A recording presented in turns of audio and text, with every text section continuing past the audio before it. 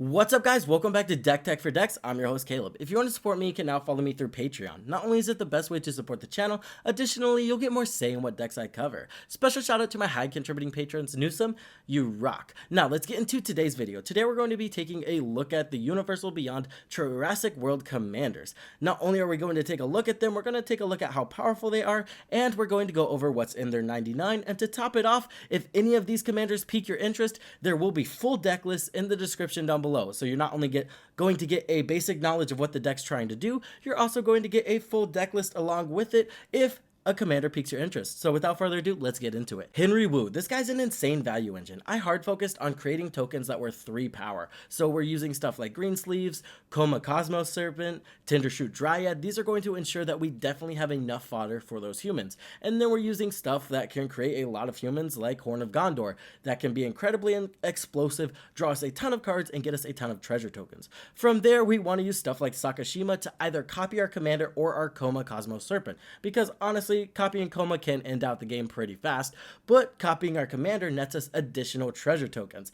Get a Sakashima and a Pitiless Plunderer on the battlefield, you can actually start netting more treasures than your humans cost, especially if you have Primeval Bounty on the battlefield that says whenever you cast a human spell, you get to create that 3/3 token, so now every human you cast automatically has the fodder on ETP to sack. This card's incredibly amazing in the deck. The next thing we're going to do is just create a lot of value. We've got a lot of token generation, a lot of humans that just synergize with the deck and sacrificing stuff. Humans just tacked on a lot of creatures, so we can really abuse that here. The only thing I will say the deck kind of struggles with is ending out the game, just because it is a huge value engine, and that's for not lack of ways to end the game. It's just how I built the deck.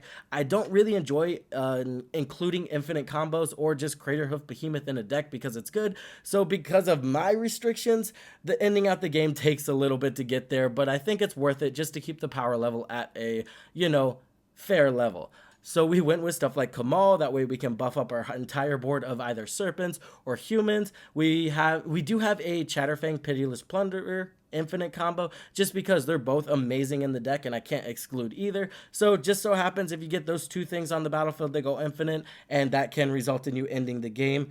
The other thing we do have is Toxrill in the deck. Again, not very fun to deal with, but once it hits the board, you will take control of the game and win the game shortly after. Moving on, we have Owen and Blue, an incredibly powerful Teamer Dinosaur Tribal deck. I'm honestly loving the tools Teamer gives us for Dinosaur Tribal. Owen's going to give us some of the most impactful keywords in Magic. Trample and Haste, notably insane in a dinosaur deck. Having the Pass the Torm after you slam your giant dinosaur on the battlefield sucks, and you don't have to do that in this deck. Notably, Blue just cares that counters are on her. She doesn't necessarily care that those counters came from Owen. So we can do some cool stuff with Slippery Bog Bonder, that which was taken, Oblivion Stone. Now we can have indestructible dinosaurs, we get dinosaurs with hexproof, and then we get a one-sided board wipe that takes a little bit to get going, but honestly, it's just kind of fun to me. The next thing I'm going to talk about is the tools we get with Blue, because everybody's stuck to the Naya dinosaurs, and I understand why. Dinosaurs have been Naya forever. So let's start out with Nezahal. We all know Rhystic Study. Really powerful card. That's just Rhystic Study tacked onto a giant dinosaur that you can protect by discarding cards. Nezahal is a bomb in this deck, and they can't stop the draw.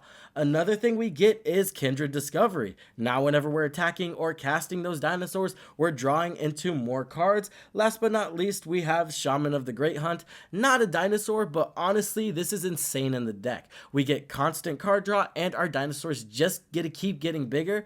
I'm signed up for that. The other thing we have to kind of end out the game is Uncivil Unrest. Just double damage is stupid with dinosaurs because most of them are massive. We do run Wrathful Raptors and Blasphemous Act, so get enough dinosaurs on the battlefield. That's going to end out the game. And there is one infinite combo in the deck, but it takes a lot to set up. We need Dino DNA and Mana Echoes on the battlefield. After that, as long as you have 6 dinosaurs, you can activate Dino DNA, getting an infinite amount of dinosaurs of your choice. Notably, exiling Terror of the Peaks with this will just end you the game or win you the game on the spot. I would also like to point out I missed a card. There's a card that gives a creature a double strike counter. Shove that in the deck. It's amazing. Thank you guys in the comments for pointing that out. I always love when people in the comments point out cards that I miss that just make the deck better, right? If we build a deck as a community, it's just going to come out better. Next up, we have the Indominus Rex, and oh my gosh, is this guy explosive. I hard focused on Indestructible and Haste. That way, the turn he comes down, you draw a ton of cards, and you're smacking someone in the face with a giant Indestructible commander. Some of the notable cards in this deck are Winding Constrictor and Purr. This is going to double up essentially on all the counters and double up on your card draw. Notably, if you get Purr, you get to slam Toothy and then your commander, and then Toothy just gets massive. We do run a slight blink strategy, so then we can start blinking our commander, making Toothy even more massive. That's why Gerard is a solid win con in this deck. It's not uncommon to get Toothy to over 40 power and then just kill all your commanders all at once, just out of the sheer card draw you get from your commander. Additionally, we do have Gavel of the Righteous. One of the things people are wondering about is, how do I give this guy double strike? And sadly, there's no way in Sultai to give this guy double strike, but the Gavel has you covered. Because if we play this early and then get a Purr on the battlefield, we will accrue enough of those counters on the Gavel to cast our commander, equip it for free to our commander, and then one-shot somebody. Not very fair, but very fun. Another thing I kind of just wanted to play with because it's fun to me is moving around those indestructible counters. So we can use cards like this to move around the indestructible counter onto something like a Niv's Disc and just board wipe indefinitely. Plus, our commander will have indestructible, so it's not going to affect us and we can just keep smacking face. Another thing that's kind of messed up in the deck is if you get Master Biomancer on the battlefield and Glen Alindra, you can basically have infinite counter spells. So that's also pretty good there. Like I said, this guy's incredibly impactful, kind of a pseudo commander damage combo deck, and it's pretty fun to play. Ellie and Alan are extremely powerful. We ran this deck with a ton of looters, so half of the deck is just throwing our useless stuff in the graveyard. Because of this, we can create a pretty decent engine that just churns us through our deck and gets us to our key pieces as fast as possible.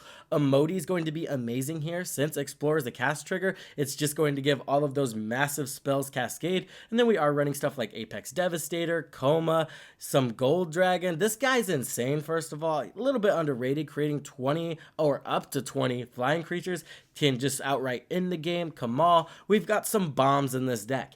And then from there, where the deck kind of gets stupid powerful is we did include Intruder Alarm.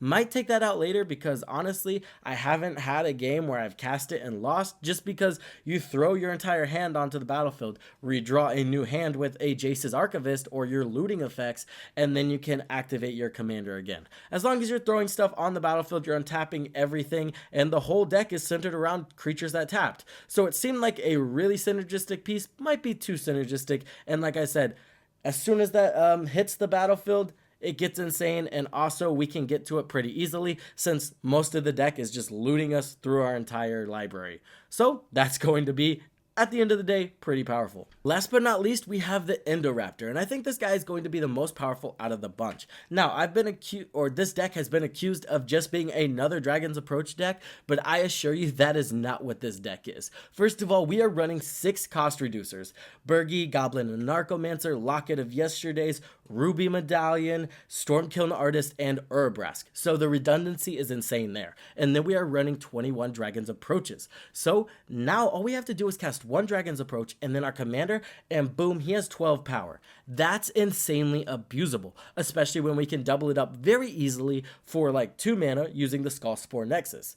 Not to mention, if we manage to get 2 Dragon's Approach out, we just get to throw a 21 power commander onto the battlefield. Now, this is where we abuse the Dragon's Approach strategy. We are running stuff like Clouth, Old Gnawbone that generate us insane amount of treasure tokens. And then we have stuff like Old Gnawbone that draws half our deck. So it's very easy to draw into 3 of the 6 cost reducers and then start netting mana off of our dragon's approaches. And then from there, we can very easily keep casting our commander, and he'll be bigger each time we cast him, and we sack him to Life's Legacy effects to draw even more cards. So this deck just kind of draws your deck as soon as you start going off, and it's insanely powerful and honestly extremely fun to play. Another thing that can just end out the game is a Pyrohemia. Now we can just cast our commander, generate 20 treasure tokens, and then just start Pyrohemiaing until all of our opponent's creatures are dead, and then that Enrage ability will kill everybody. Another thing we do is just have Grape Shot, so after we cast a ton of Dragon's Approaches, we ended off with a Grape Shot and target our commander, killing everybody that way. There's also a Chandra's Ignition in the deck, so that's another solid way to end out the game. This deck's incredibly fun. Again, it's been accused of being just another Dragon's Approach deck, which I think is kind of unfair, and those people might be missing the synergy this commander has with Dragon's Approach. It's honestly insane, especially since this guy has Menace. Why does this guy have Menace? It's very easy just to toss an Old Gnawbone on the battlefield, connect, generate 12 to 21 treasure tokens, and then go off from there. The Power Matters strategy in this deck's insane, especially when we can include stuff like Zeatora. So with that Skull Spore Nexus, we can just double our commander's power to over 40 and just start doming people too. There's just an incredible resilience to this deck that just has ways to kill people. With that being said, guys, that's the video. I hope you guys are enjoying these ones. I'm testing this one out, right? Because these decks are very recent. So let me know if you're like, okay, I already saw all these deck lists, this video was useless, or if this actually encouraged you to go back and look at one of the deck lists. I am testing this out. I don't know if I'm going to do it much in the future. So if you like videos like this, your engagement and, you know, what you think of the video is going to be incredibly important for, or impactful for me, you know, to understand if I need to keep doing these. With that being said, I would like to thank my patrons, Newsome, Chicken Salad, Excessum. You guys are amazing. You keep the channel going, as well as all my other patrons. If you guys want to become a patron and you want to become a part of the weekly patron voted deck tech, link in the description down below. With that being said, I hope this helped you in your deck building endeavors, and I will see you in the next one.